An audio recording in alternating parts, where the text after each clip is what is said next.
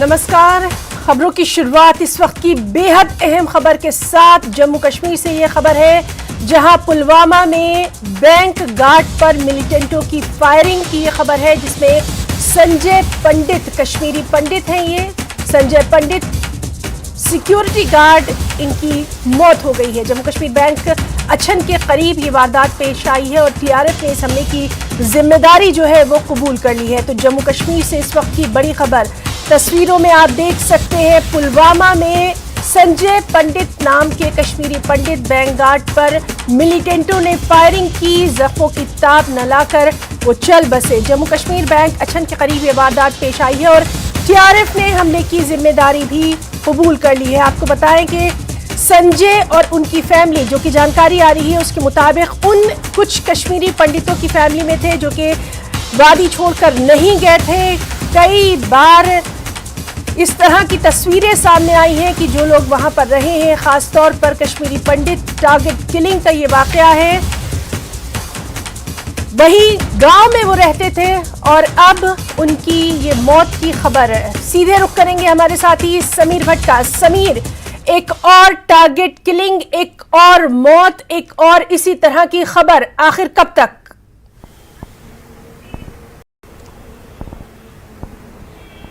जी बिल्कुल हिना, आपने कहा है वो दुखद समाचार है ये। और फिर एक बार टारगेट किलिंग हुई है, कश्मीरी पंडित को टारगेट किया गया है। लगातार हम ये कह रहे हैं और लगातार हम कवर भी कर रहे थे। 11 मई को जब राहुल भट्ट 2022 में राहुल भट्ट की हत्या हुई थी, उसके बाद से लगातार कश्मीरी पंडितों को थ्रेट दिया जा रहा है टीआरएफ की तरफ से और उनके लिस्ट भी जारी किए जा रहे हैं। लेकिन आज संजय, जिनका पूरा नाम संजय शर्मा है, उनके पापा उनके जो फादर है काशीनाथ शर्मा थे, जो अब इस दुनिया में नहीं है। संजय पहले एक टीचर थे, वो एक प्राइवेट स्कूल में टीचिंग करते थे लित्तर पुलवामा में, जो हमें जानकारी मिली है। और कुछ टाइम पहले उन्होंने वो नौकरी छोड़ दी और उसके बाद वो सिक्योरिटी गार्ड अपने ही एरिया में, जेके बैंक के एटीएम में, इसी अच्छन एरिया में काम करते थे। उनका एक बच्चा भी है, बहुत छोटा बच्चा है उनकी बीवी है वहां पे, और 3 और भाई हैं, वो भी अच्छन में ही रहते थे। अच्छन में मैं बता दूं तकरीबन कहा जा रहा है कि 30 से 40 फैमिलीज थी कश्मीरी पंडितों की। लेकिन जो ये फैमिली थी, ये शर्माज की जो फैमिली थी, इन्होंने माइग्रेशन नहीं की थी और बार बार उनके रिश्तेदार जो जम्मू में थे वो उनको कह रहे थे कि आप यहाँ वापस आ जाओ, क्योंकि जब हालात पिछले साल खराब हो गए, एक के बाद टारगेट किलिंग हुई जो हिंदू लोगों की, जिसमें राहुल भट्ट के साथ फिर रजनी बाला, फिर विजय कुमार, उसके बाद और लोगों की, तो उनसे कहा गया था कि वो वापस आए, यहाँ पे माइग्रेशन करें। लेकिन उन्होंने माइग्रेशन यहाँ पे नहीं की, जम्मू वो नहीं आए और उसका खामियाजा उनको भुगतना पड़ा। हमारे साथ बने रहिए क्योंकि पुलवामा से हमारे साथी बिलाल खान भी इस वक्त मौजूद है। बिलाल, फौरी तौर पर तफसीलात चाहेंगे। देखिए हिना, ये संजय शर्मा जो है एटीएम गार्ड था बैंक, जम्मू कश्मीर बैंक में, जो कि अच्छन में ही है।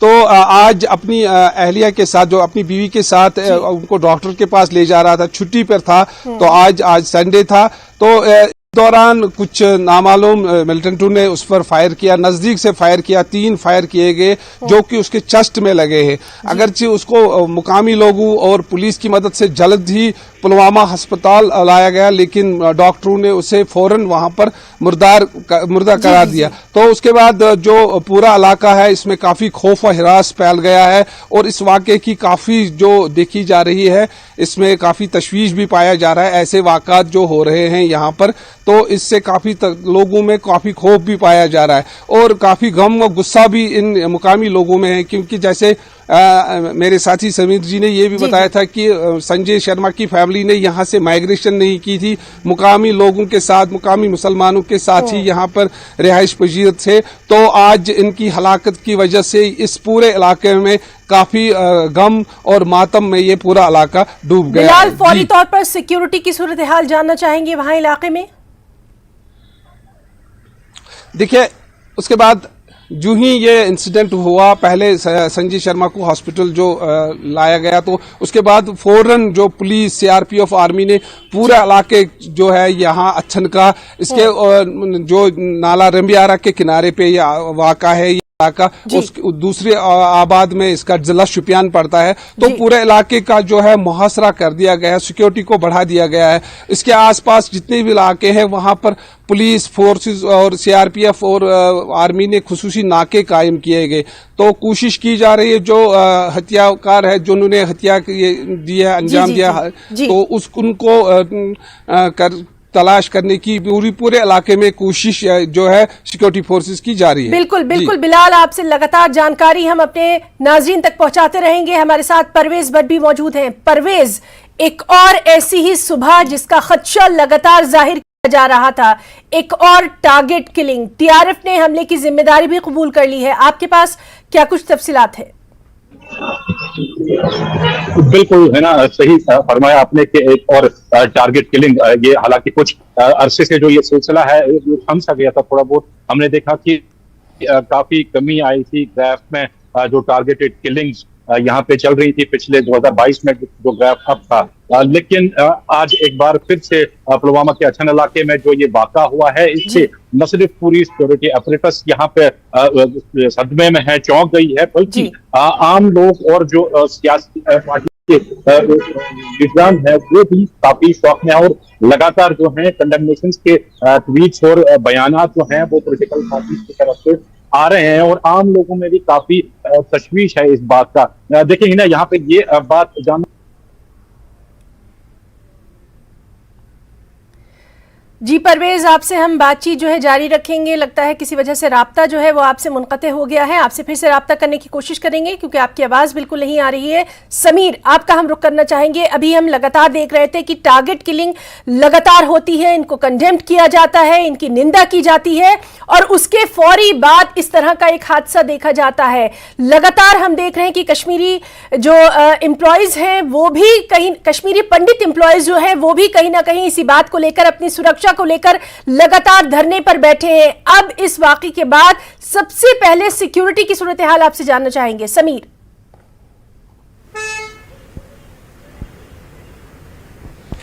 देखिए हिना, मैं आपको बता दूं, आपने सही कहा। अगर हम पिछले 11 मई को जब राहुल भट्ट की हत्या हुई थी, उसके बाद जो मैक्सिमम कश्मीरी पंडित एम्प्लॉयज़ हैं वो यहाँ जम्मू आ गए, उन्होंने प्रोटेस्ट किया और प्रोटेस्ट कंटिन्यूस किया। उनको कहा गया कैटेगोरिकली गवर्नमेंट की तरफ से कि उनको वापस आना है, उनकी सैलरीज बंद कर दी गई। न सिर्फ उनको बल्कि जो रिजर्व कैटेगरीज एम्प्लॉयज हैं उनको भी सैलरीज बंद कर दी गई। वो ये कह रहे थे कि सिक्योरिटी की सिचुएशन वहां ठीक नहीं है। इसी बीच में, इसी तकरीबन 7 महीने के गैप में तकरीबन 7 बार उनको हिट लिस्ट निकली है, जो लिस्ट निकली टीआरएफ की तरफ से, जिसमें बाकायदा नाम थे, एड्रेस थे, न सिर्फ कश्मीर के थे बल्कि जम्मू के भी नाम थे।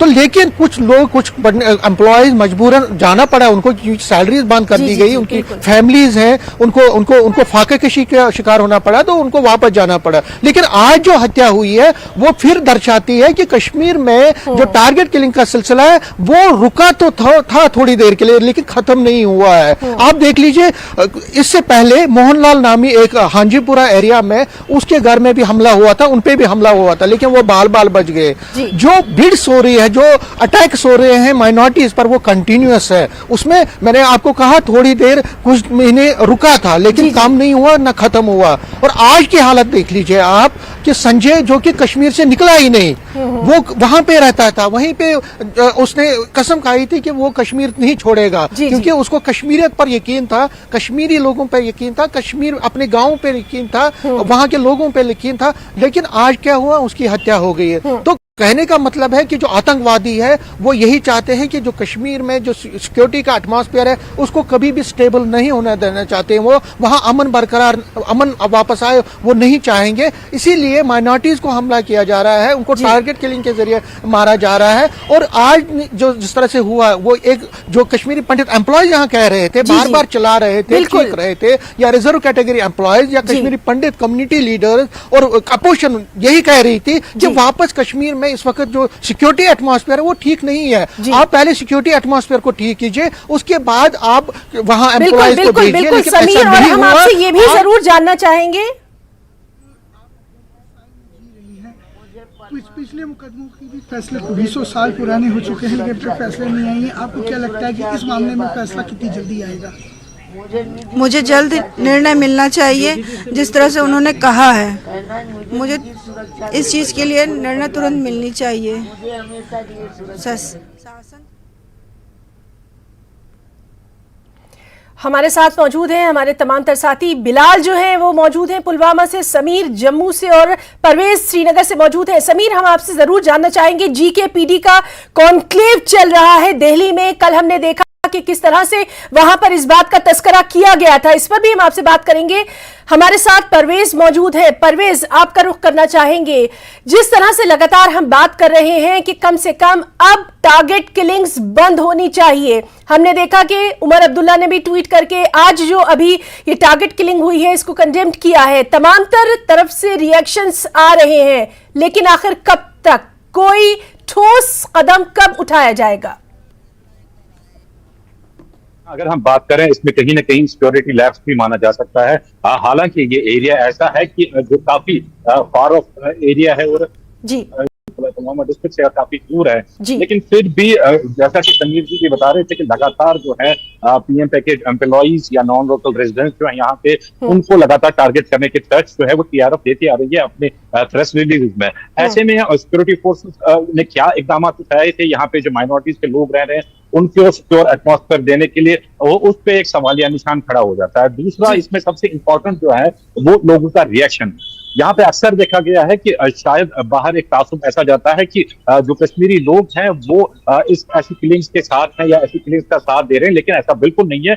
जितना यहाँ की जो मुस्लिम मेजोरिटी है, जितना वो हर्ट होती है इन किलिंग्स से, उतनी जितना उनके जो हिंदू ब्रदरिन है जो ये टारगेट किलिंग में फंस जाते हैं, जितना उनको तकलीफ होती है उतनी ही तकलीफ यहाँ के मुसलमान है उनको भी उतनी ही तकलीफ होती है। तो इसमें हिंदू मुस्लिम वाला एंगल देना वो बेटर नहीं रहेगा, वो सही भी नहीं रहेगा, क्योंकि यहाँ पे हमने देखा कि एक सिख टीचर जो है उनको भी टारगेट किया गया यहाँ पे लास्ट ईयर, और दूसरा जो लेबर्स बाहर से आते हैं जो जिसमें मुस्लिम भी हैं हिंदू भी हैं, उनको भी टारगेट किया जाता है। मिलिटेंट्स ये नहीं देखते हैं कि ये पंडित है या ये नॉन लोकल बिहारी है या ये बाहर का है कोई। मिलिटेंट्स ये देखते हैं कि ये सॉफ्ट टारगेट एक है और किस तरह को टारगेट बनाया जाए, और कोशिश उनकी रहती है कि ऐसे टारगेट चूज करें जिनसे न्यूज ज्यादा देर तक बनी रहे।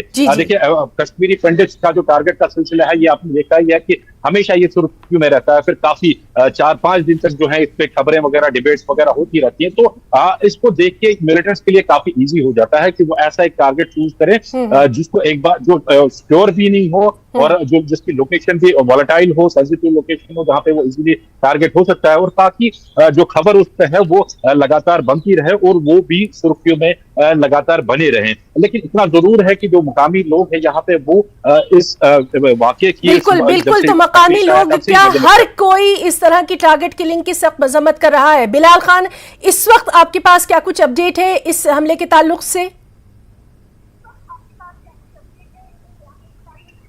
देखिए, अभी जो यहाँ पर काफ़ी तशवीश है और काफ़ी खौफ व हिरास का माहौल पैदा हो गया है पूरे पुलवामा ज़िले में, क्योंकि कई इलाके ऐसे हैं जहाँ आज भी जो पंडित घराने हैं, एक या दो घराने गांव देहात में रिहाइश पजीर है, उनमें भी काफ़ी खौफ है, और जो सरपंच या पंच है, पंचायती नुमाइंदे, उनमें भी काफ़ी खौफ है। इस हवाले से ये देखा जा रहा है यहाँ पर जो भी सॉफ्ट टारगेट है उनमें काफ़ी खौफ है, और वो कहीं ना कहीं ये अटैक के बाद उनमें काफ़ी खौफ फैल गया है। और इस वक्त यहाँ पर ये अब देखा जा रहा है कि जो यहाँ पर रिहाइश पजीर है, चाहे पंडित है या सिख है या कोई भी जो सियासी लीडरान है, तो उनकी सिक्योरिटी के हवाले से अब एक सवालिया निशान यहाँ पर पैदा हो गया है। बिल्कुल सवालिया निशान तो पैदा हो ही गया है। साथ ही साथ संजय पंडित नामी कश्मीरी पंडित की जिस तरह से आज मिलिटेंटों ने फायरिंग